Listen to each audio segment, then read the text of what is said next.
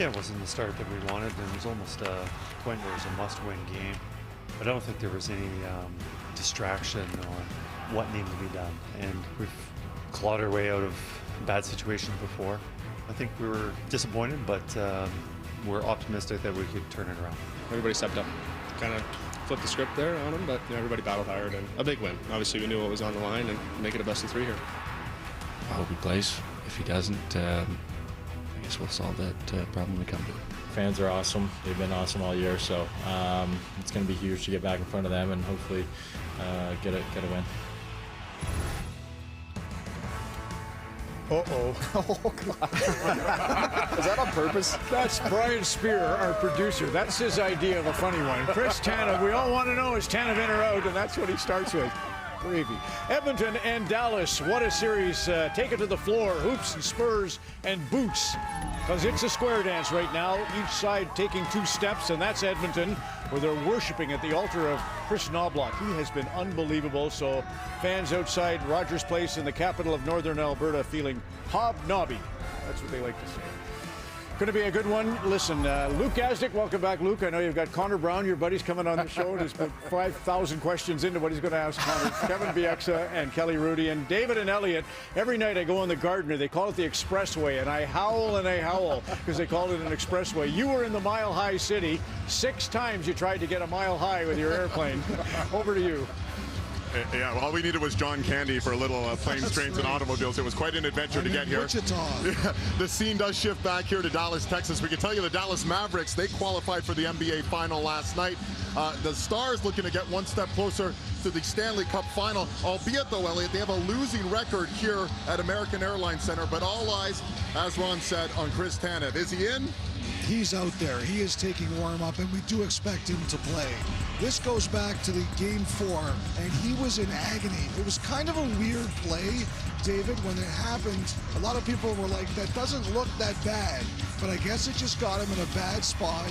Midway through the second period, he'd only played a low number of him under 9 minutes, and we never saw him again. He was in a walking boot leaving the game, and he was in a walking boot yesterday, but today he arrived without it. Kyle Shahara, one of the members of the great Dallas PR staff, gets caught in the shot.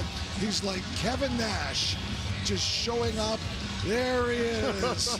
Chris Tanev, Kevin Nash, all the same. He's out there. We expect him to play. Look, we were told it might not be comfortable with it for him, but if you know Chris Tanev, you know there was no chance he wasn't playing tonight if he could.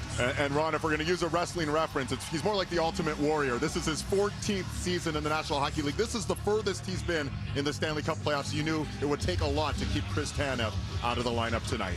That's good, Dave. Other than playing in the finals with me, you're right. That is the furthest he's ever played. Yeah, well, you better start that on what it's like to feel that shot block. He's playing because if you're out there and you're skating, then as your heart rate gets up, it actually eases up and soothes a bit.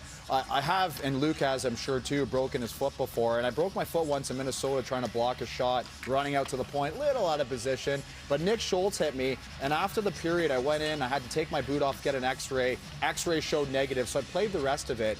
But it's not very safe to do, but it can be done. You can play, honestly, up to weeks with a broken foot before you're shut down, Cal. So, Kev, I do have a question. So you had that injury. Let's say they freeze it. And I had a stress fracture one time in my foot from playing squash. And I ultimately went to see a doctor. He goes, that's crazy.